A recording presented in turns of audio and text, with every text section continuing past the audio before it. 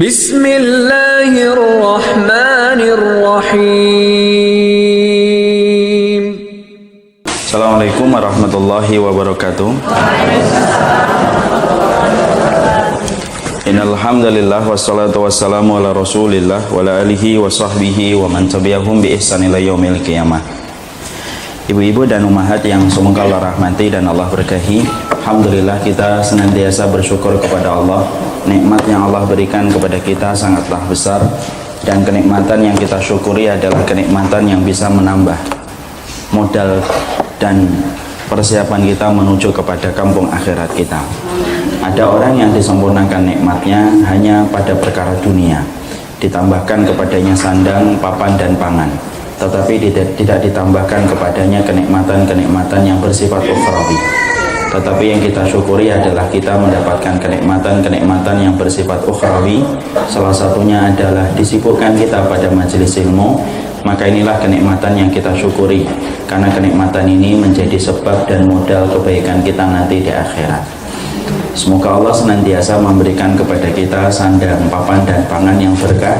Sandang, papan, dan pangan itulah yang menjadikan kita senantiasa diberikan kebaikan dalam kehidupan kita ketika merintis jalan kita, supaya kita mendapatkan ridhanya Allah. Kepada Allah kita meminta pertolongan, kepada Allah kita menggantungkan segala urusan dalam kehidupan kita, dan tentunya kita berharap semoga Allah tidak meninggalkan kita walaupun sekejap mata. Amin insyaallah. Ibu-ibu yang semoga Allah rahmati dan Allah berkahi, kita akan menerangkan tentang surat Al-Humazah, bagaimana tafsirnya dan bagaimana makna yang terkandung di dalamnya, supaya menjadi petunjuk dalam kehidupan kita. Karena orang yang beriman, mereka yang menjadikan petunjuknya dari kitabullah dan sunnah. Dan inilah yang menjadikan kita harus memahami tentang surat Al-Humazah, supaya kita tidak sampai menyimpang dari apa yang Allah inginkan, dan tidak menyimpang dari apa yang Allah tetapkan. Karena barang siapa yang mencari petunjuk selain dari kitabullah, dia tidak akan beruntung di dunia dan tidak akan celaka. Makanya Rasulullah sudah memberikan ancaman, siapapun yang masih mencari sesuatu petunjuk yang bukan datang dari kitabullah dan sunnah, maka dia pasti tidak akan beruntung di dunia dan di akhirat. Rasulullah mengatakan, taraktukum ala mathalil bayda lailuha kanahariha la yazigu anha ba'di illa halikun. Makanya Rasulullah SAW bersabda, aku telah meninggalkan bagi kalian satu syariat yang begitu sempurna, syariat kitabullah dan sunnah, yang mana saking terangnya syariat yang aku tinggalkan untuk kalian, tidaklah kalian itu mencari-cari syariat yang lain dari syariat yang aku ajarkan kepada kalian, kecuali pasti kalian itu akan celaka. Inilah yang menjadikan kita mencukupkan diri kita dengan apa yang Allah sampaikan di dalam kitabullah dan apa yang disampaikan Nabi di dalam sunnahnya. Sekarang mari kita membahas. Kita buka halaman 270, yaitu adalah kita membahas tentang surat Al-Humazah, yaitu surat yang disebut dengan Al-Humazah. Al-Humazah itu merupakan umpatan. Al-Humazah yaitu orang-orang yang sering mengumpat. Allah menyampaikan pada ayat yang pertama, wailul likulli humazatil lumazah, kecelakaan bagi setiap orang yang mengumpat lagi mencela. Kita kemarin telah menerangkan betul bahwasanya di antara sifat yang dibenci oleh Allah, yaitu adalah ketika seseorang manusia mereka memiliki sifat dan karakter untuk sering mengumpat, dan ketika mereka sering menghujat kehormatan orang yang beriman. Karena sesungguhnya tidak ada Rabb yang paling menjaga kehormatan manusia kecuali adalah Allah. Makanya setiap syariat diletakkan oleh Allah dalam kehidupan kita, salah satunya untuk menjaga kehormatan orang yang beriman. Ibu kalau mengkaji satu persatu sunnah dan satu persatu perintah yang ada di dalam Islam, ibu akan mendapati salah satu tujuan dari syariat itu adalah bagaimana menjaga kehormatan. Contoh, kita tidak bisa menetapkan orang berzina sampai kita mendatangkan 4 orang saksi. Jadi kita tidak boleh ibu gampang-gampang mengatakan ini hamil duluan, ini MBA, marriage by accident. Maka sesungguhnya itu tidak boleh. Walaupun kemudian kelihatan bahwasanya perutnya besar, maka kita harus membawa kepada prasangka yang baik.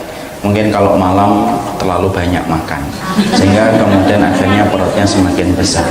Karena di dalam Islam, di situ kita tidak boleh untuk menuduh orang lain, menodai kehormatan orang lain, kecuali tanpa hak yang telah diatur oleh Allah. Disitulah kita paham, tidak ada Rabb yang paling menjaga kehormatan kecuali adalah Islam. Kita tidak boleh berprasangka. Kalau kita mendapati ada orang atau melakukan sesuatu, maka kita tidak boleh berprasangka yang buruk, kita harus berprasangka yang baik. Kita tidak boleh ghibah, kita tidak boleh kemudian berbisik-bisik ketika kita bertigaan, yang satu kita ajak bisik, kemudian yang satu kita diamkan. Semua syariat itu sebenarnya simpel, yaitu adalah bagaimana di dalam Islam tidak ada agama yang paling menjaga kehormatan seorang insan yang beriman kecuali adalah Allah, dan itu kecuali Islam. Makanya kalau orang dia mempelajari agama tetapi dia begitu mudah untuk menodai kehormatan orang yang beriman, pasti ada yang salah dalam dalil yang dia kaji, dan pasti ada yang salah dalam kerangka berpikir yang dia terapkan. Karena ternyata dia begitu mudah untuk menghujat, mengumpat, dan ketika begitu mudah untuk kemudian dia mencela siapapun yang dipandang buruk olehnya. Makanya inilah yang menjadikan kita betul-betul menjaga diri kita dari segala perkara yang bisa menyebabkan masuknya kita ke dalam neraka, yaitu kegemaran untuk menghujat dan kegemaran untuk mencela. Diam saja ibu, itu lebih baik. Pendiam saja belum tentu masuk surga, apalagi yang banyak bicara. Apalagi bicaranya berkaitan tentang kehormatan seorang mukmin. Ibu tidak paham, diam. Ibu tidak ngerti, diam. Ditanya ustadz lain, tidak ngerti saya, diam. Masih banyak yang harus saya hafal, masih banyak yang harus saya kaji. Daripada saya berbicara tentang fulan dan tentang fulan, ternyata nanti menodai kehormatannya. Orang yang mengatakan semacam itu saja belum tentu jaminan dia masuk surga, apalagi ketika dia banyak bicara. Hari ini orang-orang kafir itu memberikan kepada kita banyak sekali teknologi supaya membuat kaum muslimin itu banyak bicara. Itu dikasih kita Facebook, dikasih kita Instagram, dikasih kita WhatsApp. Tanpa kita sadari, program-program itu datang dari orang kafir, yang mana ketika kita tidak sensitif untuk melihat program itu, ya akhirnya menjadikan kita banyak bicara, dan salah satunya kita membicarakan kehormatan orang lain, dan itu menjadi sesuatu yang besar di sisi Allah, karena kita akan mempertanggungjawabkan setiap umpatan dan celaan kita nanti di hadapan Allah. Rasulullah adalah orang yang paling takut apabila perbuatan dan perkataan beliau melukai orang dan mengambil haknya orang. Makanya ibu paham, sebelum Rasulullah meninggal dunia, maka Rasulullah itu mengumpulkan para sahabat dan berkata, siapa yang pernah aku pukul, siapa yang aku pernah lukai hatinya, hari ini kalian boleh mengambil dendam, boleh kalian mengambil perbuatan kepada saya, sebelum nanti datang hari kiamat tidak bermanfaat lagi harta dan tidak bermanfaat anak yang saya miliki. Dan para sahabat saat itu terdiam karena mereka tidak tega mengambil itu dari Nabi. Tapi di situ kita menjumpai itulah Rasulullah. Kalau Nabi yang sudah dijamin surga, ternyata beliau ketakutan kalau beliau pernah mendolimi orang, sampai beliau mempersilahkan dirinya untuk diambil haknya ketika pernah mendolimi orang lain apabila ada. Dan ternyata Rasulullah melakukan itu karena Rasulullah tahu kalau sudah menerjang kehormatan orang lain, melukai orang lain, maka konsekuensinya itu begitu berat nanti di sisi Allah. Dan itulah yang menjadikan Nabi mengatakan hadis tadi dan sabda tadi sebelum beliau meninggal dunia. Nah, inilah yang menjadikan kita memahami betul. Mari kehidupan ilmu yang kita pelajari, kehidupan ilmu bermuara bagaimana kita menjaga lisan kita, bagaimana lisan kita menjadi lisan yang betul-betul, bagaimana lisan kita betul-betul menjaga. Saya ada soal pecah saya. Bagaimana kita betul-betul menjaga sebentar. Bagaimana kita betul-betul menjaga lisan kita supaya lisan kita tidak terperosok pada perkara yang dibenci dan dimurkai oleh Allah Subhanahu wa taala. Sekarang bagaimana kedudukannya? Ketika kita sudah menjaga diri kita, lalu kemudian kita tidak menodai kehormatan orang, kita tidak mencela orang lain, tetapi ada orang yang mendolimi kita, dia mencela kita, dia menodai kehormatan kita. Maka kemudian kalau ada orang yang mendolimi kita, apakah boleh bagi kita untuk membalas kedoliman yang mereka lakukan kepada kita? Boleh ataukah tidak? Nah, inilah yang menjadi salah satu pertanyaan yang banyak muncul di masyarakat. Kalau kita tidak mendolimi Ustaz, tapi kita dalam pihak yang terdolimi, boleh nggak bagi kita untuk mendolimi balik kepada mereka yang telah mendolimi kita? Sebelum kita jawab pertanyaan ini, kita harus mengerti kedoliman itu terbagi menjadi 3. Kedoliman yang pertama adalah kedoliman yang tidak diampuni oleh Allah kalau kedoliman ini dibawa sampai mati. Kedoliman apa yang tidak diampuni oleh Allah? Kedoliman yang tidak diampuni oleh Allah adalah dolimnya manusia ketika berbuat syirik kepada Allah. Kalau ada manusia berbuat syirik, itu dolim dia kepada Allah. Allah yang memberikan kepadanya rezeki, Allah memberikan kepadanya kenikmatan, tetapi dia tega mendatangkan tandingan bagi Allah. Itu dolim itu sama Allah.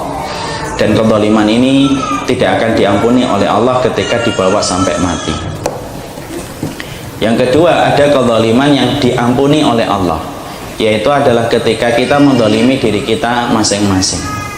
Kalau kita mendolimi diri kita, kita melakukan dosa, kemudian kita meninggalkan sholat, meninggalkan puasa, itu mendolimi diri kita. Maka kalau kita mendolimi diri kita, maka sesungguhnya kedoliman ini akan diampuni selama kita bertaubat. Ini termasuk kedoliman manusia kepada dirinya ketika melakukan dosa. Jadi kalau ada orang yang melakukan dosa, itu sebenarnya dia mendolimi diri mereka sendiri. Itu yang kedua. Yang ketiga, yaitu adalah kita harus paham, ada kedoliman yang tidak dibiarkan oleh Allah. Apa kedoliman yang tidak dibiarkan oleh Allah? Yaitu adalah ketika seorang manusia mendolimi makhluk, maka itu merupakan perkara yang tidak dibiarkan oleh Allah, dan itu merupakan hutang yang harus kita bayar sebelum nanti kita meninggal dunia. Makanya kedoliman kepada makhluk termasuk salah satu perkara yang dibenci oleh Allah, dan salah satu perkara berat ketika disiksa dalam kehidupan di akhirat, yaitu adalah mendolimi kita kepada makhluk. Makanya disinilah yang menjadikan kita berusaha betul untuk menjaga tidak mendolimi, karena sesungguhnya Rasulullah sudah mengatakan ittaqud dzulma fa innal dzulma dzulumatun yaumal qiyamah. Takutlah kamu kepada kedoliman, karena kedoliman itu kegelapan kelak pada waktu hari kiamat. Sekarang ketika sudah mengetahui kedoliman itu terbagi menjadi 3, sekarang kita bahas bagaimana kalau kita yang didolimi. Kita tidak pernah menghujat dia, tetapi dia menghujat kita.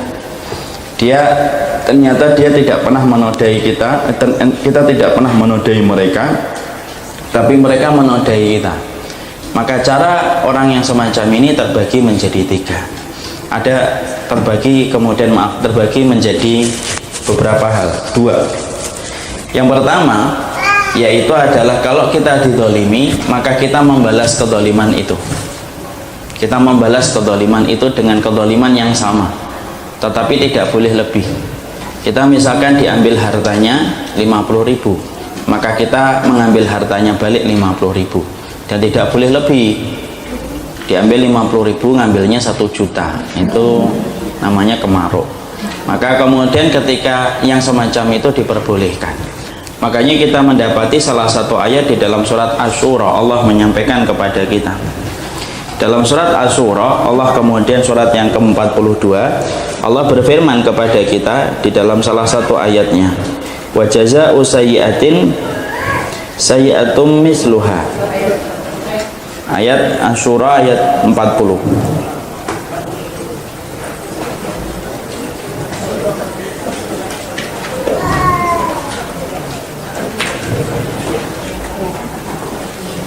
Sudah? Allah menyampaikan pada ayat ini, barang siapa yang kemudian balasan satu kejahatan adalah kejahatan yang setimpal. Jadi kalau kita kemudian terdolimi, maka boleh bagi kita untuk membalas kedoliman itu yang setimpal, dan tidak boleh lebih dari apa yang dia berikan kepada kita. Kalau kita berlebihan, maka Allah justru membenci kita, karena Allah tidak suka kepada manusia yang melampaui batas. Jadi yang kita lakukan ketika kita terdolimi, pilihan syariat yang pertama, yaitu adalah engkau diberikan dan diperkenankan untuk membalas kedoliman itu dengan engkau mengambil apa yang diambil dari dirimu. Ya. Nah, Surat 42 ayat 40. Kalau bicara surat mesti agak lama. Kita tunggu dulu. Surat ke-42 ayat 40. Surat ke-42 ayat 40. Sudah? Letakkan dulu. Maka wajaza'u sayyi'atin sayyi'atun misluha. Sesungguhnya balasan atas keburukan itu keburukan yang semisalnya. Maka boleh bagi kita membalas. Ibu tiba-tiba dihujat sama orang, ibu membalas menghujat dia. Maka itu diperkenankan selama hujatan itu betul-betul tidak melampaui batas. Ibu dikatakan babi, maka ibu mengatakan kamu juga babi. Nah itu boleh. Jangan ditambah. Kamu babi, nah, kamu babi anjing. Itu enggak boleh. Oh, kamu cuma dapat babi, kamu balasnya babi, anjing, kerang, monyet, munyuk, semuanya. Nah, itu enggak boleh.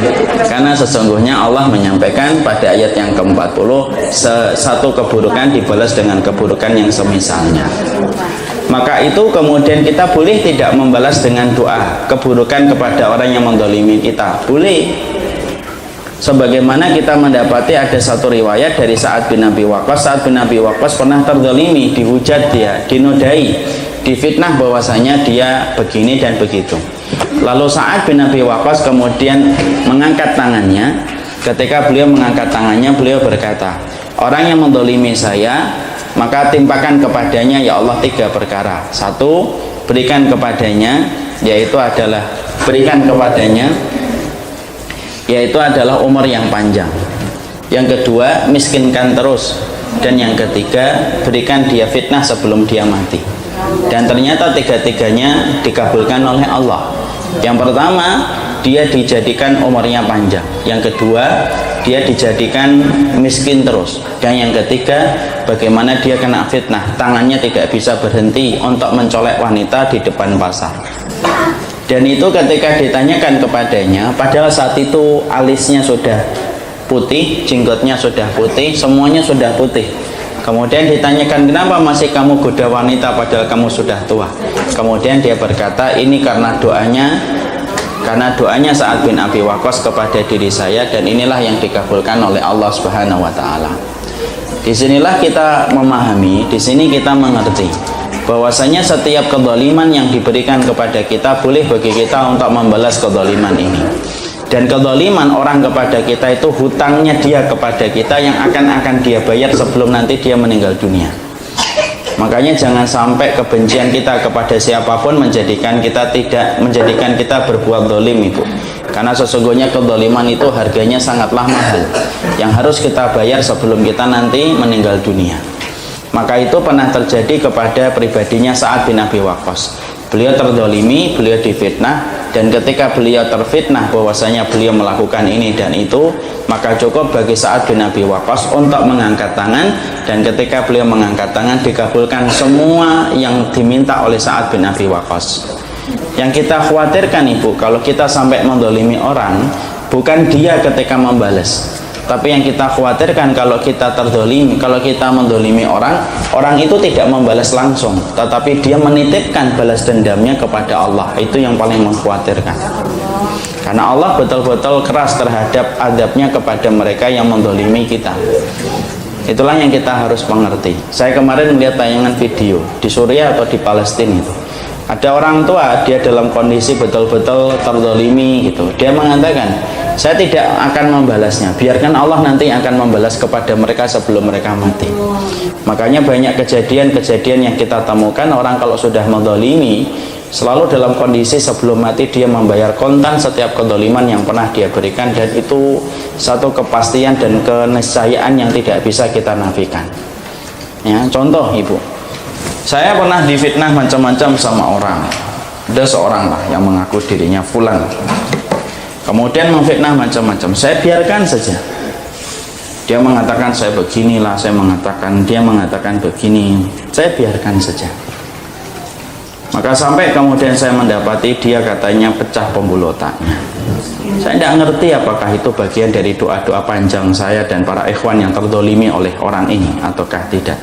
Tapi setidaknya hal semacam ini menjadi peringatan bahwasanya jangan gampang untuk meliarkan, jangan sampai kita membiarkan mulut kita terbang kemana-mana untuk mendolimi banyak manusia, karena setiap kedoliman kalau sudah mendarat kepada kehormatan seorang mukmin, kamu harus bayar itu, dan itu harganya mahal. Kalau tidak bayar di dunia, kamu akan membayar nanti di akhirat. Makanya kalau saya ingin menyampaikan sama ibu-ibu, ibu-ibu ngaji lah, ibu-ibu ngaji sama siapa aja. Yang terpenting yang disampaikan adalah kitabullah dan sunnah sesuai dengan apa yang disampaikan para sahabat. Ibu kalau kemudian ada yang ibu tidak kenal seorang ustadz siapapun, tidak paham, lebih baik diam. Karena sekalinya kita sudah berucap, ucapan itu sudah direkam oleh malaikat dan akan diputarkan kepada kita untuk dimintain pertanggungjawaban dari kita ketika kita telah mengatakan hal-hal yang semacam itu nanti di hadapan Allah. Makanya betul-betul saya heran ibu, saya betul-betul heran kepada komunitas yang mereka selalu ngaji tetapi akhirnya produk dari kajiannya menjadikan mereka begitu gampang untuk menghujat dan menodai kehormatan orang yang beriman. Dan saya tidak mau ibu-ibu ketika ngaji sama saya memiliki sifat yang semacam itu. Kalau ada yang memiliki sifat semacam itu, lebih baik saya tidak ngajar. Lebih baik saya pulang pagi-pagi, saya lari, makan megono, minum teh hangat. Lebih enak bagi saya daripada kemudian kita melahirkan dalam produk dakwah yang kita sampaikan hanya melahirkan orang yang gampang menghujat dan gampang menodai. Mungkin Anda pernah ditanya, Ustadz, kenapa kita tidak membalas ketika mereka menyesatkan kita, kita sesatkan mereka juga? Saya berkata, karena kita tidak ingin memiliki sifat khawarij. Dan salah satu sifat khawarij itu apa? Gampang menodai dan gampang menghujat orang lain. Makanya yang terpenting adalah bagaimana menjaga diri kita. Yang kedua, bagaimana sikap kita kalau kita terdolimi setelah kita diperbolehkan untuk membalas. Dan membalasnya itu harus yang setimpal, dan tidak boleh lebih dari apa yang kita dapatkan darinya, dan kita membalasnya yang setimpal. Maka yang kedua itu memaafkan. Faman afa wa aslaha. Barang siapa yang kemudian dia memaafkan, fa ajruhu 'alallah, maka pahalanya di sisi Allah. Makanya orang yang memaafkan orang yang mendolimi boleh atau tidak boleh? Boleh. Silakan untuk dimaafkan, dan itu lebih baik. Dan itu lebih baik. Fa ajruhu 'alallah, maka sesungguhnya pahalanya di sisi Allah begitu sangat besar. Ada 3 amal ibu yang tidak mampu, hampir-hampir tidak mampu timbangan kebaikan itu menampung dari besarnya amal itu.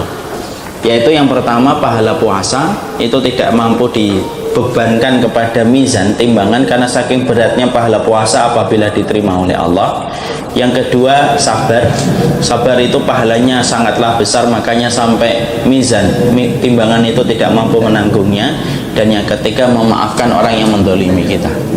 Jadi memaafkan orang yang mendolimi kita, maka sesungguhnya itu pun merupakan bagian dari amalan yang besar, makanya langsung dibalas dan diganjar oleh Allah. Jadi ada 3 amal yang hampir-hampir timbangan itu tidak mampu menanggungnya, dan ada 3 amal yang mana balasannya itu dibayar kontan oleh Allah, langsung oleh Allah. Pahala orang yang berpuasa, pahala orang yang bersabar, dan yang ketiga pahala orang yang memaafkan orang lain. Maka disitulah kita akhirnya boleh memaafkan. Boleh nggak kita maafkan? Boleh, dan itu kedudukannya besar. Sudah maafkan, kalau memang dirasa dengan memaafkan dia maka itu akan menjadi kebaikan untuknya, silakan maafkan. Tapi kalau ternyata orang ini kalau dimaafkan ternyata banyak kezaliman yang dia lakukan ketika kita sudah maafkan, lebih baik tidak memaafkan, kita meminta sama Allah supaya dibalaskan kezaliman, supaya dia berhenti dari kezaliman yang sering dia sebarkan ketika dia tidak mendapatkan hukuman. Makanya kita doakan moga-moga orang semacam ini dihukum sama Allah supaya tidak banyak lagi orang yang terzalimi, dan itu diperkenankan ya. Makanya kita mendapati kisahnya Sa'id bin Jubair. Sa'id bin Jubair ini salah satu ulama yang tegas ketika dia melawan Hajjaj bin Yusuf. Ketika dia melawan Hajjaj bin Yusuf, maka dia mau dipenggal kepalanya oleh Hajjaj bin Yusuf. Maka dia berkata, semoga saya adalah orang yang terakhir kali dipenggal kepalanya oleh Hajjaj bin Yusuf. Akhirnya doanya diterima oleh Allah.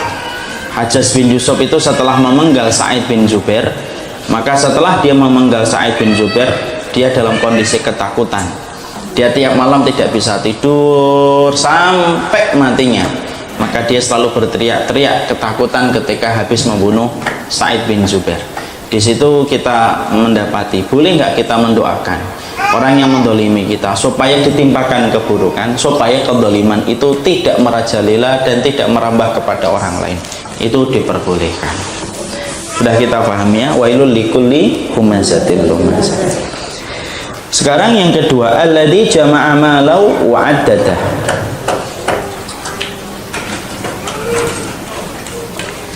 Yaitu adalah kedua, kecelakaan bukan hanya kepada pengumpat dan pencela, tapi kecelakaan itu juga mengenai kepada mereka yang mengumpulkan hartanya dan menghitung-hitung hartanya terus-menerus. Allah itu paling benci kepada setiap manusia ketika manusia selalu menghitung-hitung harta yang telah Allah berikan kepadanya.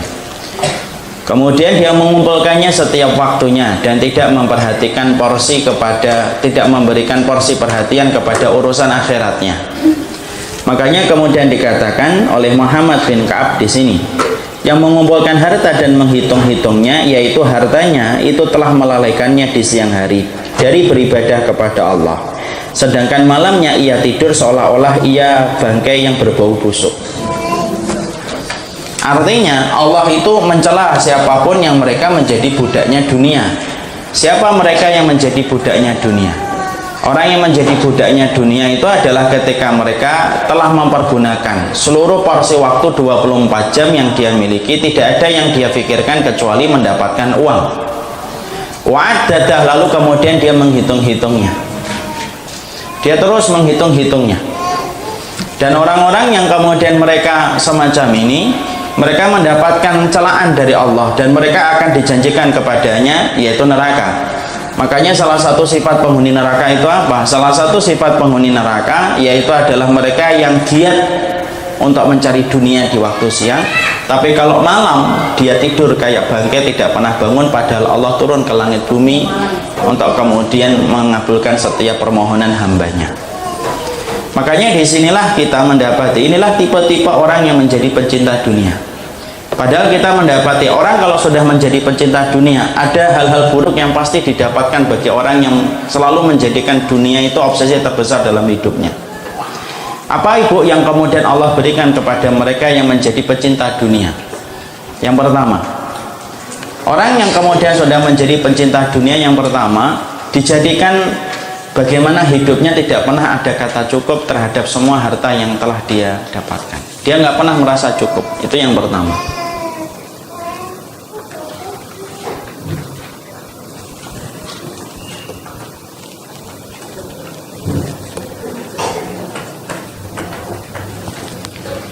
Udah, diletakkan dulu.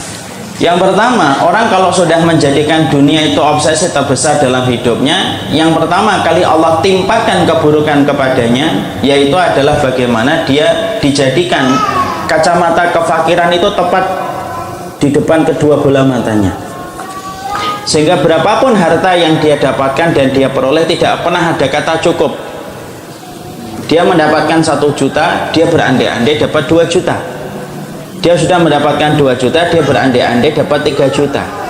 Dia sudah mendapatkan 10 juta, dia berandai-andai mendapatkan 20 juta. Dan kacamata kefakiran itu tepat di kedua bola matanya. Kacamata kefakiran itu gimana, Ustaz? Kacamata kefakiran ini kacamata fakir itu minus, Ibu. Kacamata kefakiran itu fakir dia terus, berapapun hartanya. Jangan dikira orang yang bergelimang harta itu kaya, belum tentu, karena bisa jadi kacamatanya ketika dia memandang harta, kacamatanya kacamata kefakiran, sehingga berapapun yang dia dapatkan tidak pernah ada kata cukup. Pernah nggak kita kadang-kadang melewati fase-fase hidup yang semacam ini? Kita dulu membayangkan nanti kalau punya mobil sudah cukup, kasih mobil, kemudian berandai-andai lagi. Coba kalau mobilnya begitu, dikasih lagi sama Allah mobil yang kayak gitu, berandai-andai, coba kalau saya punya ini. Terus itu, karena sesungguhnya ada satu sifat yang selalu akan senantiasa muda walaupun manusianya tua, yaitu apa? Cinta dunia. Makanya akhirnya dijadikan kacamata kefakiran itu tepat di kedua bola matanya dan tidak pernah ada rasa cukup. Dan ingat, dunia itu tidak pernah memberikan rasa cukup, Ibu, karena yang memberikan rasa cukup itu hati. Kenapa ada orang yang gajinya 50 juta tapi dia setiap hari stres memikirkan aktivitas pekerjaannya? Ada orang yang kemudian gajinya 2 juta tapi bisa tersenyum, sore hari bisa kumpul sama anaknya, sama istrinya, kemudian menjelang maghrib bisa minum teh dengan nyaman, kemudian habis isya bisa pulang dan sudah bisa bersama dengan istrinya, dan dia bahagia. Ada yang 50 juta gajinya, itu kemudian jam 3 sudah berangkat subuh, kemudian dia pulang jam 10, kemudian ketika pulang tegang dia ketika diingatkan sama istrinya, kemudian menjadi tegang dan akhirnya marah-marah, tidak ketemu dengan anaknya kecuali anaknya sudah tidur, tidak berangkat kecuali anaknya masih tidur. Mana kecukupan? Kecukupan itu bukan kepada harta, karena kecukupan itu tidak berdasarkan kepada nominal, tapi kecukupan itu berdasarkan kepada hati. Makanya kalau orang hatinya sudah tercelup dengan dunia, maka keburukan yang Allah berikan kepadanya yang pertama itu apa? Allah menjadikan kacamata kefakiran tepat di kedua bola matanya dan dia tidak pernah merasa cukup. Dan itu yang kita khawatirkan, ketika banyaknya harta, rasa qanaah itu hilang. Rasa qanaah itu hilang. Makanya kemudian saya dulu, waktu di kecil, dulu saya pernah mendapati, kecil itu ada salah satu Chinese, Edi Tansil. Masih ingat dulu Edi Tansil? Ketika masa-masa dunia dalam berita, kemudian dia korupsi sampai 1,3 triliun. Nah, saya saat itu anak SD, ibu-ibu SMA, SD saat itu.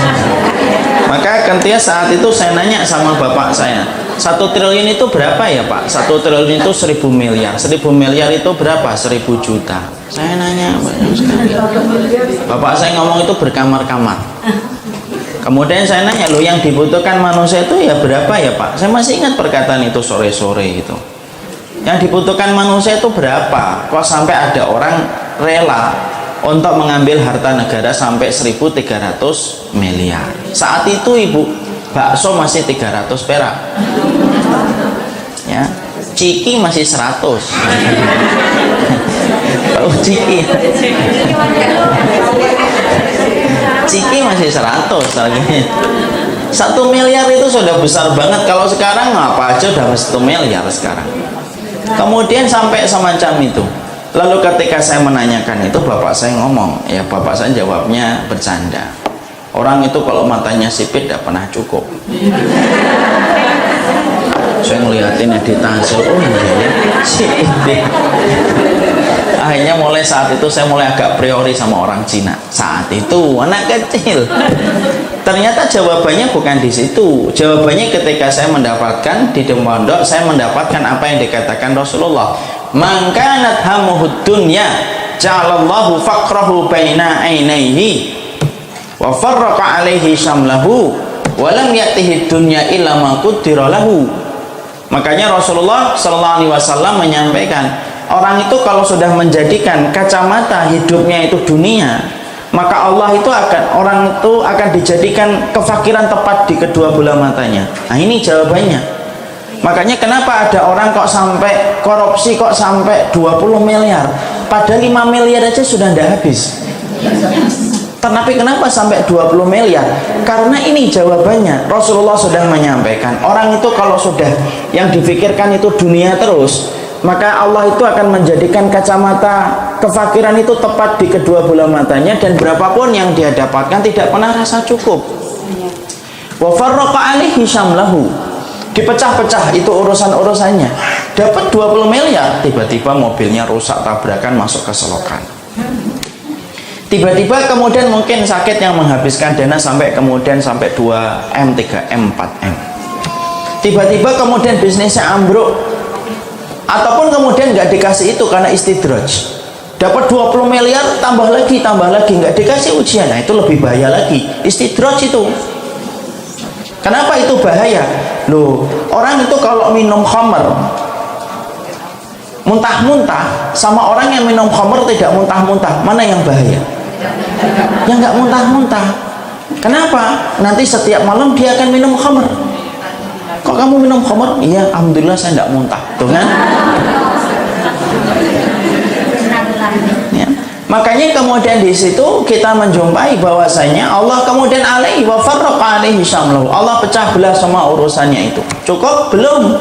Walam ya'tihi dunya ila ma qudira lahu. Sudah kayak gitu dijadikan bagaimana? Dia tidak dapat apa-apa kecuali dunia. Nanti di akhiratnya sudah tidak ada bagian apa? Sudah Allah bayar di dunia itu. Dan tidak ada lagi yang dia lakukan nanti untuk kehidupan di akhirat itu sudah tidak ada lagi. Makanya ini yang kita khawatirkan, Ibu. Pendidikan hari ini itu pendidikan materialisme yang kemudian selalu mendudukkan anak kita dengan sebuah bayangan bagaimana kemudian dia mempunyai gaji yang tinggi di sebuah kantor-kantor bergengsi. Dan itu yang kita khawatirkan. Kalau saya, Ibu, dan ini bukan hanya menimpa yang di kantor, sampai sekelas ustadz sekalipun, maka bisa jadi dia punya kacamata kefakiran tepat di kedua belah matanya. Akhirnya kemudian tidak pernah letih dia mengumpulkan hartanya. Dan orang yang paling lelah itu adalah orang yang mengikuti harta. Itu paling lelah. Paling lelah, Ibu. Kenapa? Tidak akan pernah kemudian dijadikan cukup oleh Allah. Coba kita lihat, Ibu, hari ini kehidupan laki-laki ya, nyari uang setiap hari. Loh, sampai 10 hari Ramadan saja yang terakhir itu masih nyari uang. Tapi banyak yang cukup? Enggak, banyak enggak cukup. Utangnya sampai 15 tahun. Lihat sahabat, Ibu, nyari uang sekedarnya bersahaja. Kemudian 10 hari yang terakhir mereka enggak mau nyari uang, mereka masuk ke masjid, tapi cukup. Makanya inilah yang kita khawatirkan bahwasanya Allah itu bisa jadi kepada ustadz, kepada yang ngaji, kepada yang tidak ngaji. Yang namanya dunia itu sesuatu yang paling menipu itu kehidupan dunia.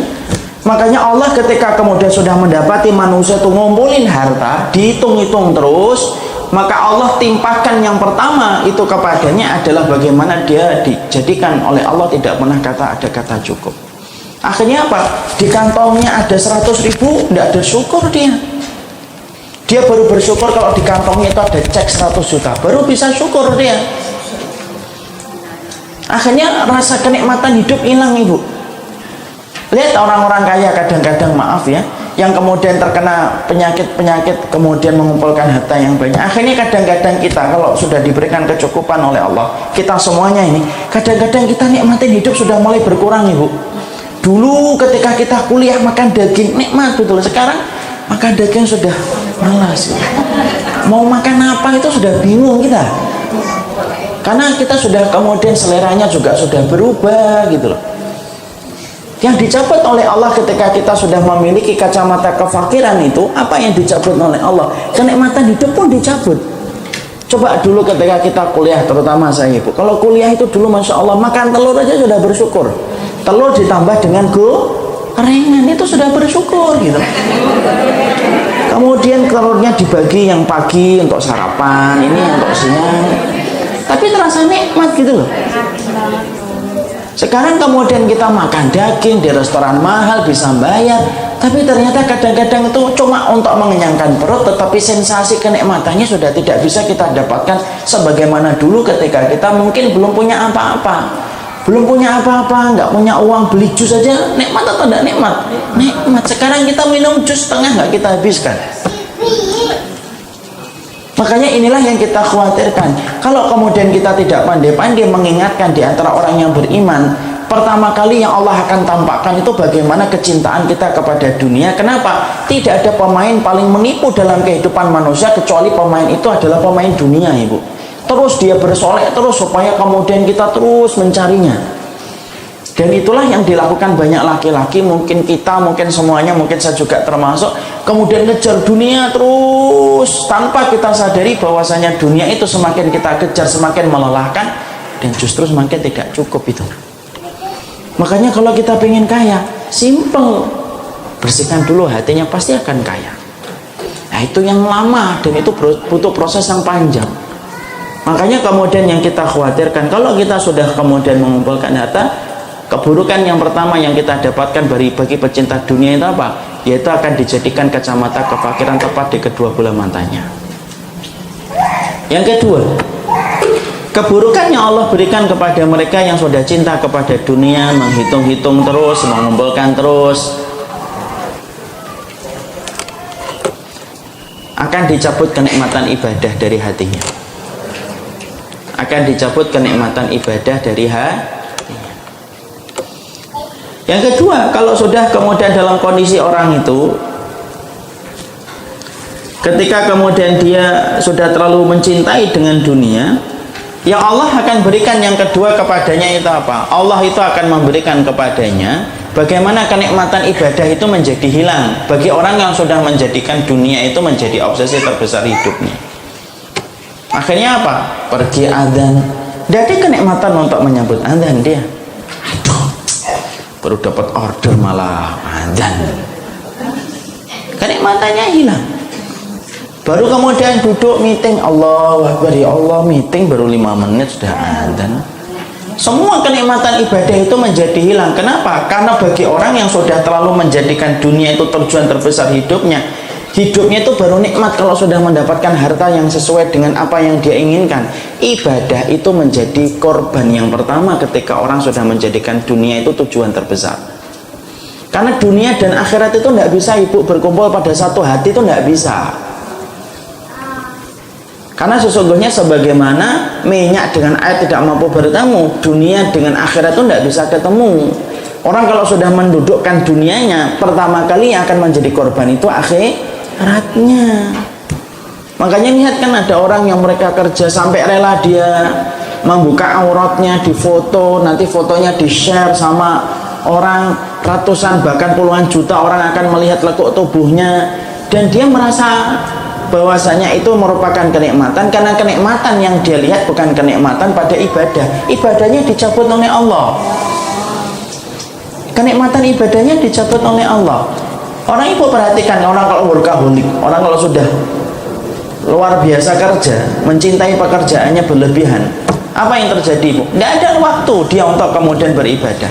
Tadi saya sampai katakan, loh, sampai 10 hari yang terakhir saja diminta oleh Allah masuk masjid, lalu tidak bisa masuk masjid. Oh, ini pas lagi tinggi-tingginya ini ekonomi, ini perputarannya kalau saya masuk ke masjid itu. Loh, masa nggak sampai nggak bisa dia. Makanya saya tuh cuma membandingkan itu. Dulu para sahabat itu setiap 10 hari yang terakhir itu selalu mereka itikaf, tapi hidupnya cukup. Kalau kita, lu sampai 10 hari yang terakhir kita pun kita masih pakai untuk dunia, lu itu pun nggak pernah cukup gitu. Makanya kenikmatan ibadah dicabut itu. Coba ada ibu kemudian lihat, maaf ya saya lihat, kadang-kadang anak kita sebelum dapat pekerjaan masih sempat sholat duha, masih sempat untuk baca Quran, adzan dia pergi ke masjid.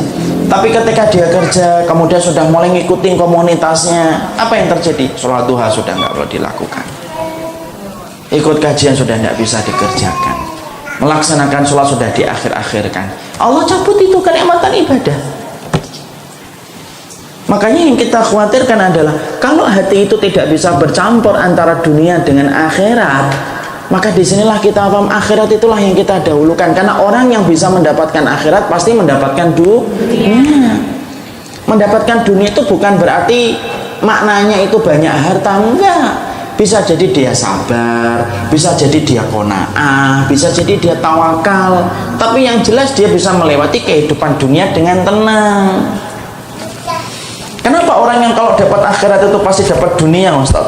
Loh, simpelnya gini, ibu kalau bisa membeli Alphard yang harganya 2 miliar, bisa nggak beli Ayla?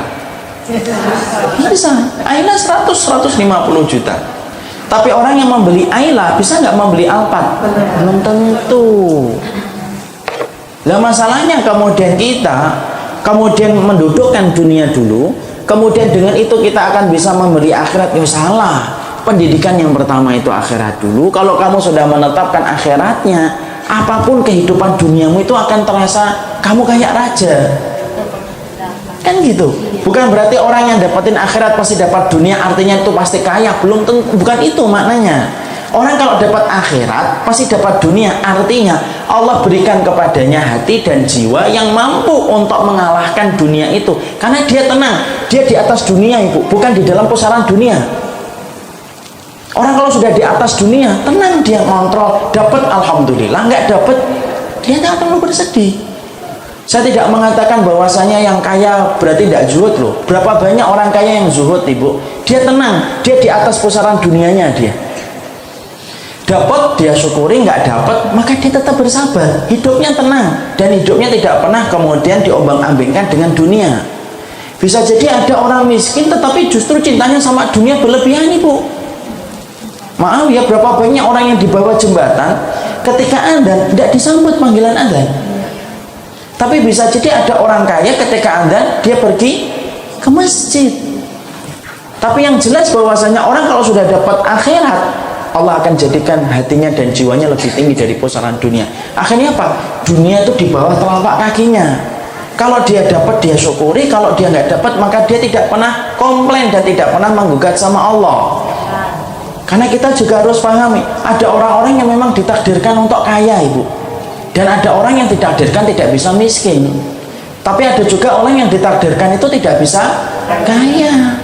Emang ada orang yang tidak bisa miskin Ustaz? Ada. Contohnya siapa? Abdurrahman bin Auf itu tidak bisa miskin ibu. Makanya kemudian dia pernah kan pengen jadi miskin, kemudian dia meminta, ya Allah saya pengen jadi miskin, karena kemudian dia khawatir perjalanannya ke surga itu terhambat disebabkan dunia yang dia miliki.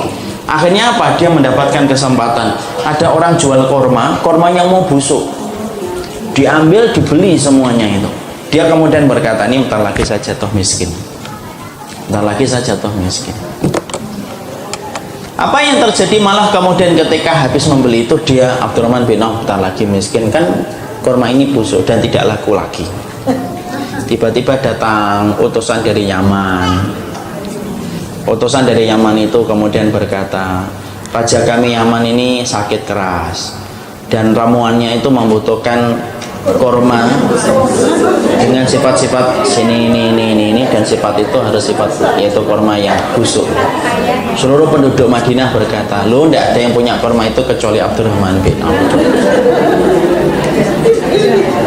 Coba itu, kalau ibu sudah iklan ya kan, sudah nawarkan kemana-mana, tidak laku-laku. Ini Abdurrahman bin Auf kemudian jualan korma, dia ngambil korma yang busuk kemudian supaya dia jatuh miskin. Lu kok tidak bisa jatuh miskin? Coba. Ada orang yang memang tidak ditakdirkan miskin. Makanya pernah kan Abdurrahman bin Auf itu habis ngambil barang dari luar kota Madinah, di dalam kota Madinah, kemudian sebelum masuk kota Madinah beliau ingin buang air besar. Ditaruh itu kuda dan kemudian keledai-keledai yang mengangkut barangnya. Kemudian dia buang air besar. Ada orang lewat, ternyata dia butuh butuh barang yang dimiliki oleh Abdurrahman bin Auf. Loh, ini barangnya ada di sini. Oh, ini keledainya Abdurrahman bin Auf. Loh, ditawar ibu. Abdurrahman bin Auf sedang di balik pohon buang air besar. Ditawar Abdurrahman bin Auf, diem aja, ya Allah. Lagi buang air besar, dia tahu adabnya tidak boleh bicara. Loh, yang nawar ketika mendapati Abdurrahman bin Auf itu diem, dia ngerasa, oh tawaran saya terlalu rendah, dinaikkan lagi. Dinaikkan lagi sampai kemudian dinaikkan terus sampai Abdurrahman bin Auf itu khawatir ini terlalu tinggi. Akhirnya dia ngomong ya gitu. Loh, itu memang begitu. Yang kita ingin sampaikan adalah bahwasanya bukan yang salah itu kaya dan miskinnya, bukan itu yang pengen saya sampaikan, tetapi adalah kalau orang itu hatinya sudah betul-betul dunia, dan orang yang cinta dunia itu bukan identik dengan orang kaya. Orang miskin aja banyak nggak yang cinta dunia? Banyak ibu. Sudah miskin kemudian tidak pernah nyambut panggilan Allah, tidak pernah ikut taklim, santai hidupnya, kalau kemana-mana pakai daster keluar gitu, sampai kita kadang yang lihat tuh malu gitu, ya Allah gitu. Ya, jadi kemudian akhirnya kalau orang sudah cinta kepada dunia, yang kemudian Allah ambil itu apa? Kenikmatan ibadahnya itu menjadi hilang dia. Makanya itulah yang tadi kita sampaikan, bahwasanya kalau kita mendidik anak, tanamkan dulu akhiratnya. Kalau anak kita sudah paham tujuan terbesar hidupnya itu akhirat, Ibu, maka kemudian dia akan menjadi orang kaya walaupun dia rumahnya ngontrak. Kenapa? Walaupun ngontrak, hatinya tenang, Ibu. Yang kita cari dalam hidup itu tenang atau banyaknya harta sih? Tenang. Berapa banyak itu kemudian teman-teman saya yang di pelosok-pelosok itu, yang kemudian di pinggir-pinggir hutan ketika dia wiyata baktinya tenang dia. Tapi berapa banyak itu kemudian anak-anak kita yang kemudian kerjanya itu di Sudirman itu, yang sudah dapat gaji 6 juta 7 juta, sering komplain aja kalau pulang ke rumah itu, sering ngomong, kapan ya mah gaji saya naik. Mana yang lebih tenang? Ada teman saya yang kemudian salah satunya ada di pinggir kampung, yang kemudian cuma biasa, tapi kemudian dia kehidupannya betul-betul dia tenang. Pagi dia pergi taklim, sore taklim, habis maghrib dia masih taklim, isya pulang ke kampungnya, dia tuh di kaki Gunung Lawu sana. Hidupnya tenang di situ, ngajar petani-petani, ibu-ibu petani yang kemudian kalau pakai jilbab. Petani kalau di Tawangmangu itu pakai jilbab, Ibu, pakai kaos kaki masuk ke sawah, ngajar pulang gitu. Mana yang kita inginkan gitu? Karena sesungguhnya hidup itu kalau kemudian kita nurutin bayang-bayang, nggak akan ada habisnya kan. Orang yang jalan melihat orang yang naik motor itu enak, orang yang naik motor melihat orang yang naik mobil enak. Orang yang naik mobil ketika dia melihat orang yang jalan sembari ngobrol dengan temennya, padahal dia lagi bertengkar dengan temennya, melihat yang jalan itu enak, lalu terus muter-muter aja di situ. Tidak ada habisnya kan? Makanya yang kita khawatirkan adalah ketika kita sudah menjadikan dunia itu menjadi obsesi terbesar kehidupan seseorang mukmin, jama'a malahu wa addadah, dikumpulkan, dihitung, dikumpulkan, dihitung. Loh, sampai tidak cukup itu kemudian waktu kita itu. Sampai orang itu sekarang pergi ke kantor sebelum subuh, coba. Tidak pernah ada kata cukup. Itu apa yang terjadi? Justru malah kemudian Allah mencabut kenikmatan hidupnya dalam ibadah. Itu yang kedua. Kemudian yang ketiga, apa yang Allah berikan kepada mereka yang senantiasa Allah itu kemudian menjadikan bagaimana dia itu selalu menghitung-hitung hartanya. Maka Allah kalau sudah mendapati orang itu menjadikan obsesi terbesar hidupnya itu adalah harta, yang ketiga yang Allah berikan kepadanya, susah untuk menitipkan hartanya di jalan Allah.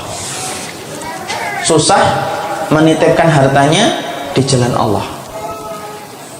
Kenapa? Takut miskin.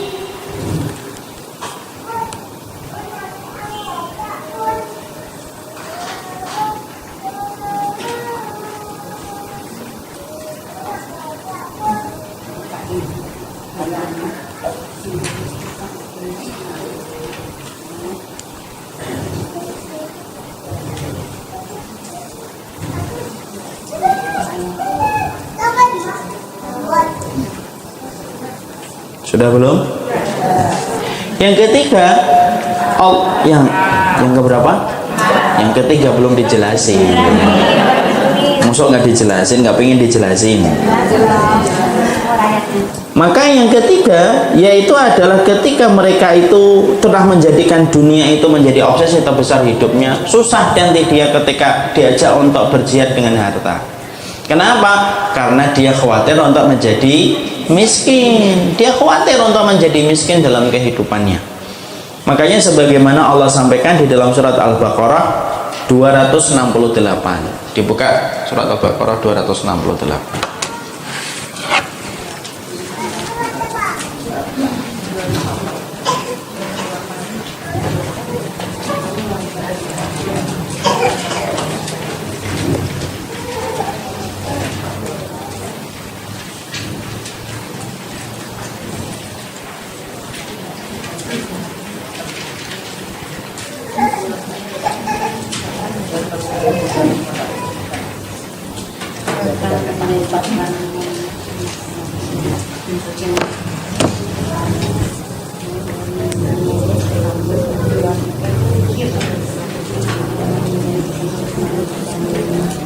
Sudah?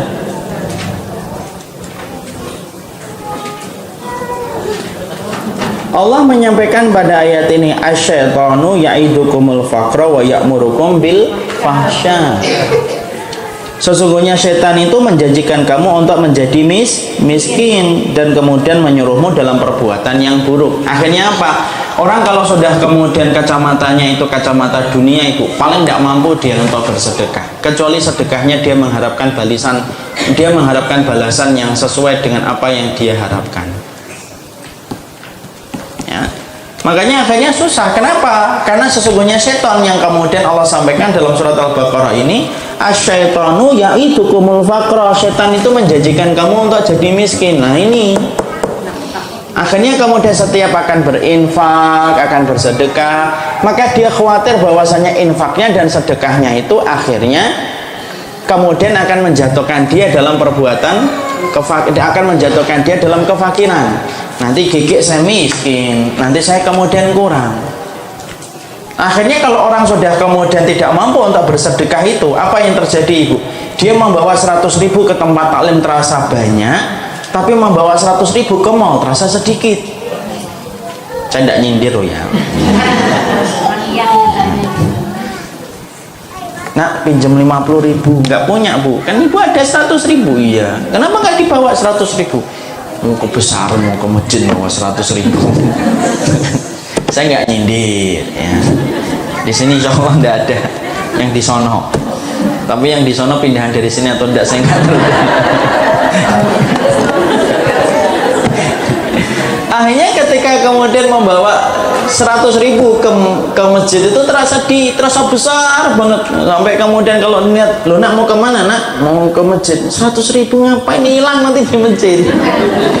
100.000 dibawa ke masjid terasa besar, tapi ironisnya ketika dibawa ke mall, nak pinjam 100.000 enggak, kemudian ada 50 enggak, minjem 100.000 dulu. Kenapa mah? Iya 100.000 ke mall dapat apa tuh? Nah, ini bisa terkena saya juga semuanya kan.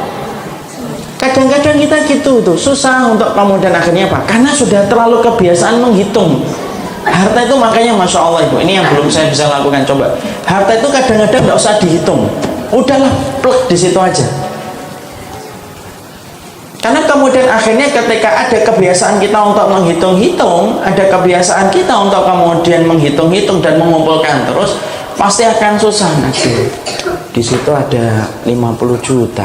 Nanti kalau saya infak 10 juta, masih 40 mana cukup hidup kan?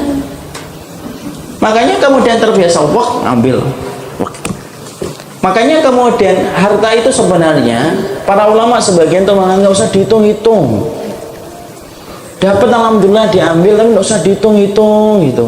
Ini sekarang naik berapa persen ya di sini ya, Masya Allah ya, nggak usah gitu. Makanya kemudian akhirnya ketika dia sudah semacam itu, akhirnya dia begitu sulit untuk kemudian menitipkan uangnya di jalan Allah.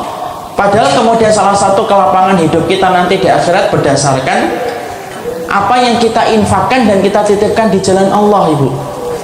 Kadang-kadang yang kaya raya susah untuk berinfak, tapi kadang-kadang yang miskin banyak yang memberikan contoh berinfak. Itu luar biasa itu. Saya kagum itu. Ibu masih ingat kejadian banjir 2 tahun yang lalu?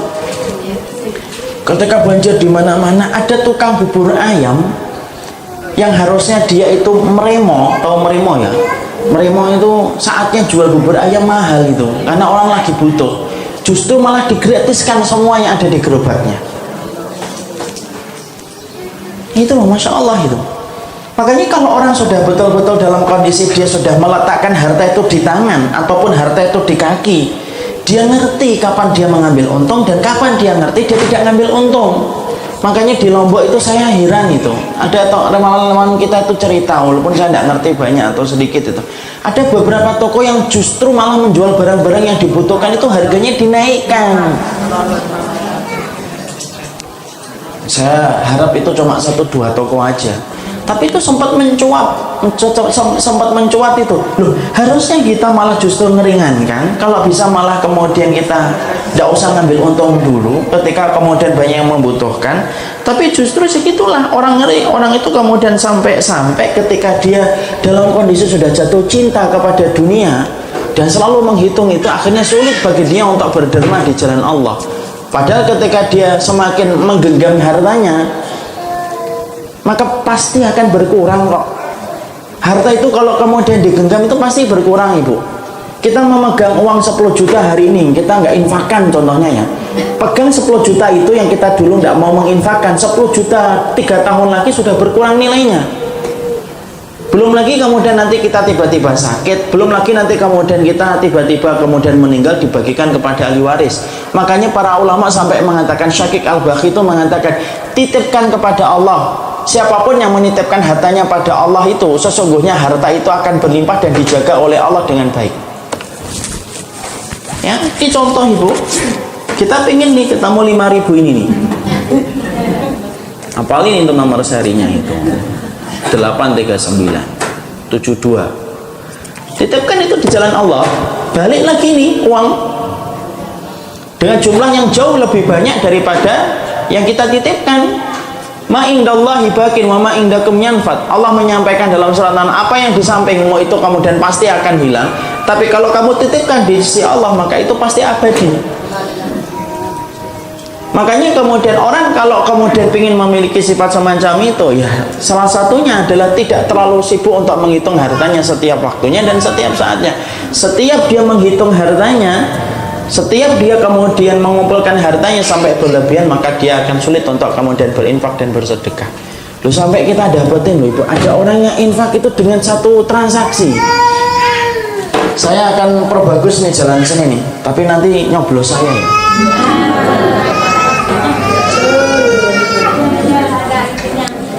Padahal dia dalam kelapangan harta. Dan itu kemudian yang kita peroleh yang berikutnya, yang ketiga. Orang kalau sudah mencintai dunia itu dijadikan yang semacam itu. Kemudian yang keempat,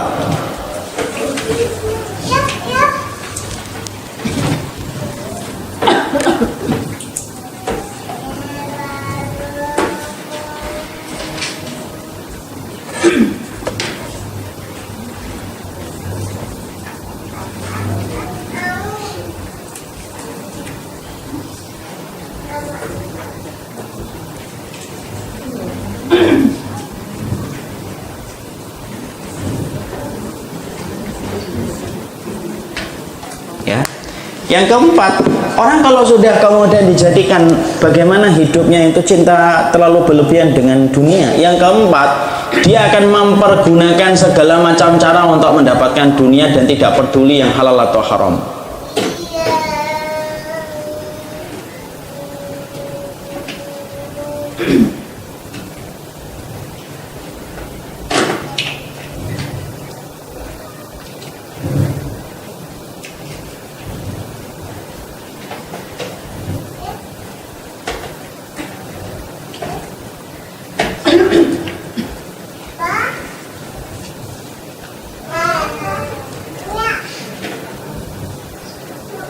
Sudah?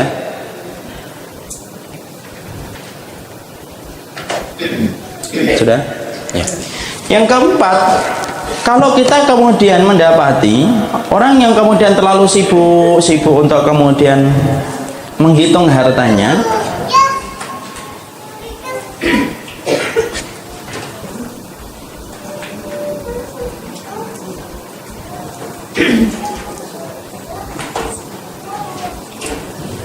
sebentar Ibu, ada yang penting sekali.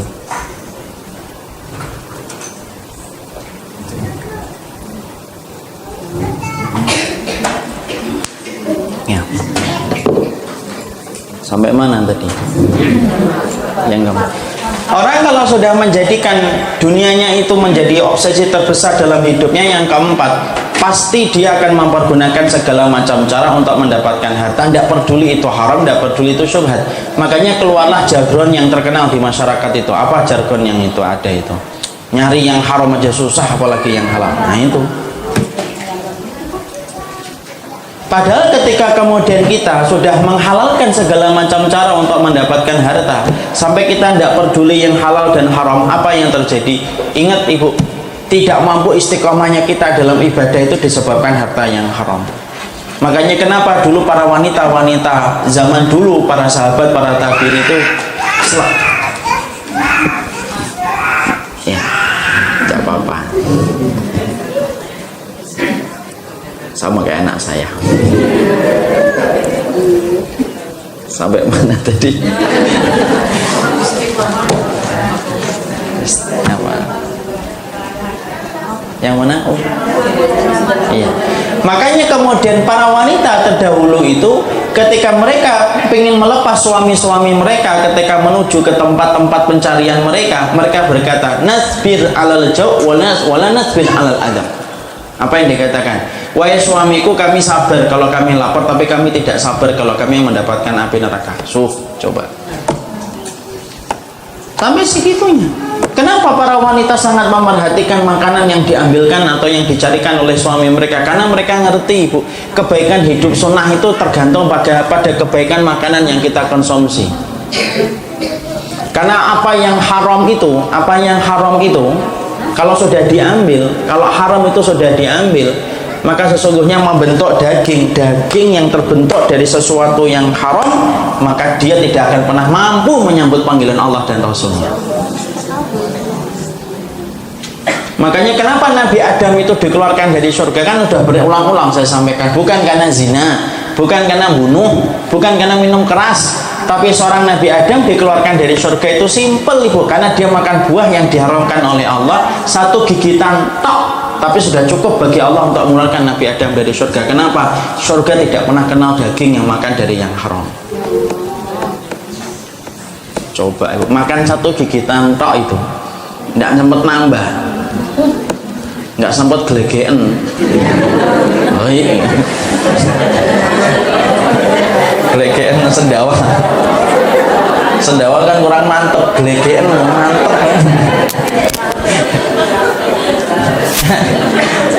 Maka di situ kita paham.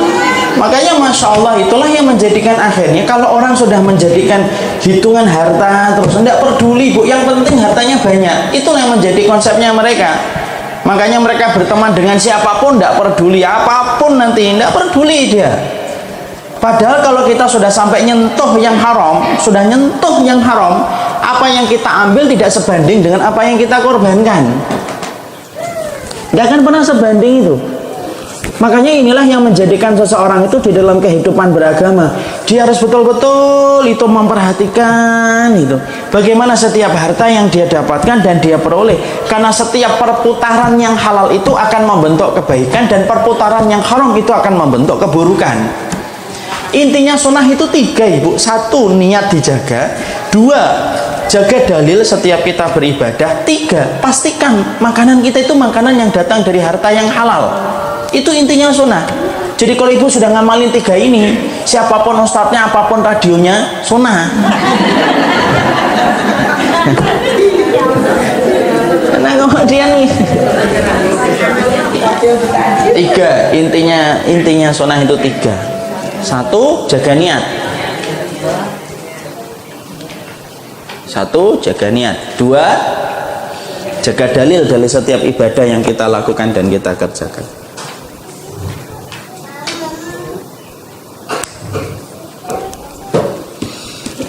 Kemudian yang ketiga,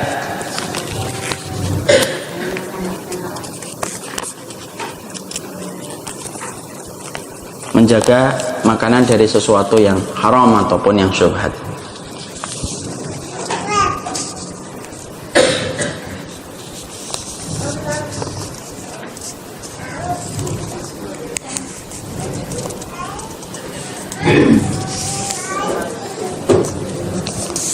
Ya. Makanya inilah yang menjadikan akhirnya kita harus tegas kalau bicara masalah ini. Makanya maaf ya, Bu, ini contoh akidah yang benar itu gini. Ibu itu lebih rela ngelihat kamu itu nganggur, Nak, daripada ibu melihat kamu kerja necis di kantor, tapi kantor kamu itu ternyata pekerjaannya itu haram atau syubhat. Kalau saya akan mengatakan itu sama anak-anak saya nanti kalau dewasa, lebih baik melihat anak saya tidak kerja dulu. Mungkin Allah nitipkan hartanya. Anak kita itu kalau nggak kerja itu nggak salah mereka, Ibu. Mungkin Allah nitipkan hartanya anak kita melalui kita dulu. Jadi titipan Allah kok malah marah gitu loh. Kamu nggak kerja, lo anak kita sudah ngelamar kemana-mana. Sudahlah, Ibu, kalau kemudian dia belum dapat, tidak usah kemudian Ibu merasa sesek dadanya sebel ngeliat kamu dari pagi sampai sore. Tidak usah gitu. Mungkin hikmahnya itu kalau anak kita ini kemudian ngelamar kerja, kemudian belum dapat, kemudian dalam statusnya itu nganggur, karena Allah nitipkan hartanya melalui ibu, supaya dari harta itu diinfakkan kepada anaknya. Dan kalaupun kemudian anak kita kerja tetapi di tempat-tempat yang haram, malah buat apa? Merusak kehidupan akhiratnya. Makanya kemudian kalau saya nanti akan berkata, lebih baik nak aku lihat antum, melihat kamu dalam kondisi nganggur, tapi itu mulia bagi kamu, daripada aku melihat kamu netis, wangi, kemudian rambutmu rapi betul, ibarat kemudian lalat kalau hinggap itu kepleset. Tapi kamu kerja di tempat-tempat yang kata ustadz itu tempat semacam itu harusnya tidak boleh. Memang bukan di situ. Kenapa? Fungsinya kerja itu bukan untuk nyelamatin dunia. Fungsinya kita kerja nyelamatin akhirat. Supaya dengan kerja kita tidak mencuri, tidak mengambil orang, kemudian tidak kita tidak malak orang. Fungsinya itu untuk nyelamatin akhirat. Berarti kerja, kalau selama pekerjaan itu tidak menjamin akhirat kita baik, ya nggak usah kerja di situ dulu. Mungkin Allah akan jadikan di tempat yang lain. Nggak usah khawatir, Allah itu menjamin dunia kita. Yang belum dijamin oleh Allah itu apa? Akhirat kita. Kita dulu waktu kecil aja tenang kok, nggak pernah memikirkan dunia berlebihan kok. Coba ibu ingat nggak waktu kita dulu janin itu, ibu ketika punya bayi, janin dalam perutnya ibu tenang atau tidak tenang? Tenang. Dari mana dunianya dia? Dunianya dia itu diberikan oleh Allah dari siklus bulanan ibunya, yang ketika ibunya hamil ditutup itu sama Allah, kemudian dijadikan saripati, kemudian disedot sama janin di dalam perut kita. Janin kita tenang atau tidak tenang? Tenang. Gak ada kan dokter ketika USG, bu, janinnya cemas hari ini makan apa? Karena kemudian dia sudah ngerti, tenang, dia itu janin, belum sekolah, SD nggak pernah, SMP juga nggak pernah, bahasa Inggris juga nggak paham. Lu tenang dia, tiap hari ngendon di rumah kemudian di rahim ibunya 9 bulan, nggak pengen keluar juga. Dia syukur, dia tempatnya di situ, dia bersyukur, dia tempatnya basah terus, dia bersyukur. Lu janin itu masya Allah itu. Kita malah gede, malah banyak aja. Kemudian kebutuhannya kayak permintaannya itu. Makanya yang menjadikan kita hidup tidak tenang itu apa? Kebanyakan gaya. Ya enggak ibu? Makanya kemudian janin itu ketika dilahirkan itu lahir sempat nangis. Nangis dia. Kemudian dia melihat darah ibunya muncul kan? Oh, darah nifas sudah. Sempat dia mengingkari tempat yang baru. Masya Allah, ini tempat baru. Kemudian digendong sama ibunya. Ketika digendong sama ibunya, disusui sama ibunya, dia tahu langsung semenjak pertama kali nyusu, oh rezeki saya pindah ke sini. Ada nggak bayi yang kemudian iri dengan bayi yang lain yang lihatnya? Dia tenang aja dalam genggaman, kemudian dalam gendongan ibunya. Kemudian anaknya baru jalan 1 tahun, 2 tahun, 3 tahun, 4 tahun, 5 tahun, 6 tahun. Nih bayi-bayi yang tadi pada ketawa-ketawa di belakang depan. Dia tenang ibu, masya Allah. Dia nggak pernah mikirkan duit. Pokoknya nanti di depan ada es krim, dia minta es krim. Ibunya padahal lagi punya utang 60 juta belum dibayar. Dia tenang ibu. Nggak akan ada bayi kemudian merenung, lagi ngapain nak? Mikirkan utang ibu. Nggak ada itu loh. Bayi setenang itu ketika kemudian dia menjadi bayi. Loh kok kemudian setelah dewasa kita mengkhawatirkan? Udah kayak gitu kita ngurusin pekerjaan yang sudah dijamin oleh Allah, ngurusin harta anak kita itu ngapain ibu? Oh nanti anak saya begini. Loh, hartanya anak ibu itu diatur sama Allah, rezekinya anak ibu itu diatur sama Allah. Allah tidak pernah nyuruh kita untuk ngatur rezeki anak kita. Ada nggak dalilnya kita disuruh ngatur rezeki anaknya?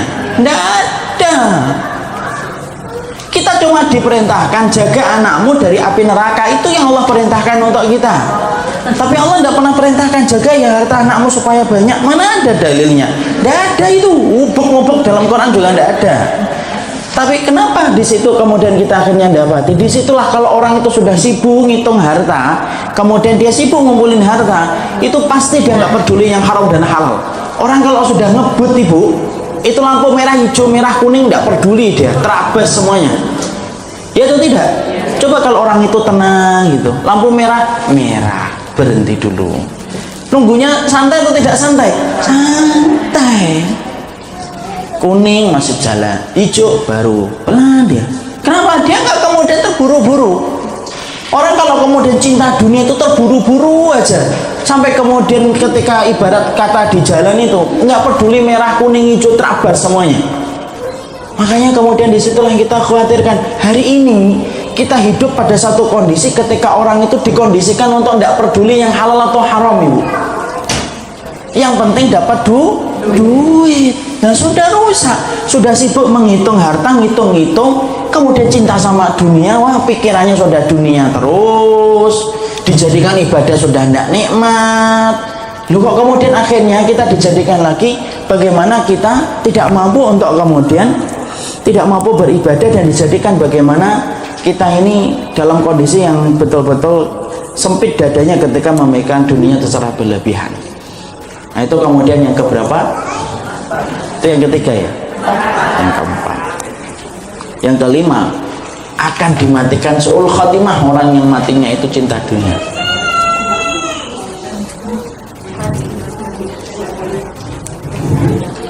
Akan dijadikan matinya su'ul khatimah.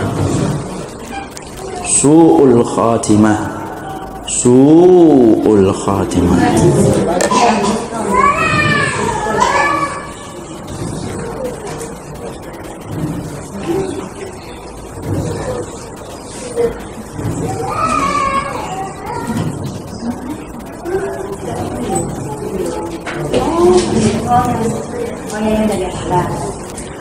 Su'ul khatimah.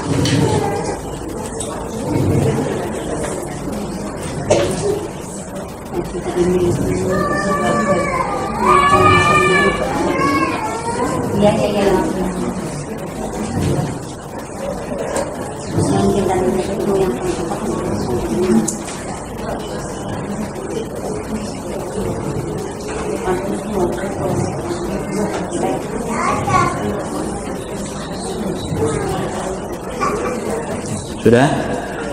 Yang terakhir, orang kalau sibuk kemudian nyari dunia itu, maka kemudian yang Allah berikan kepadanya kematiannya itu kematian su'ul khatimah. Makanya Imam Al-Qurtubi itu pernah menyampaikan sebuah kisah nyata. Kisah nyata yang disampaikan oleh Imam Al-Qurtubi itu adalah ada orang itu ketika ditalqin maka dia mengucapkan 10, 11, 12. La ilaha illallah 10, 11, 12. La ilaha illallah 10, 11, 12. Ternyata setelah dia mati dicek, orang ini ternyata kerjaannya ngitung duit. Sampai masuk ke ubun-ubunnya itu ngitung duit itu. Makanya ketika dia mati, maka yang dia pikirkan itu terus duit itu. Masya Allah ya. Maka disitulah kita menjumpai bahwasanya orang-orang yang mereka itu membiasakan dirinya dengan dunia, maka dia akan dimatikan dengan kebiasaan itu. Kullu abdin yamutu ala ma'asya alaihi. Sesungguhnya setiap manusia itu nanti akan dimatikan oleh Allah berdasarkan kebiasaannya. Kalau kebiasaannya itu mengumpulkan duit terus dan itu lebih mendominasi daripada pekerjaan dia untuk mencari akhirat, ya wallah itu Allah akan berikan kepadanya kematian yang semacam itu.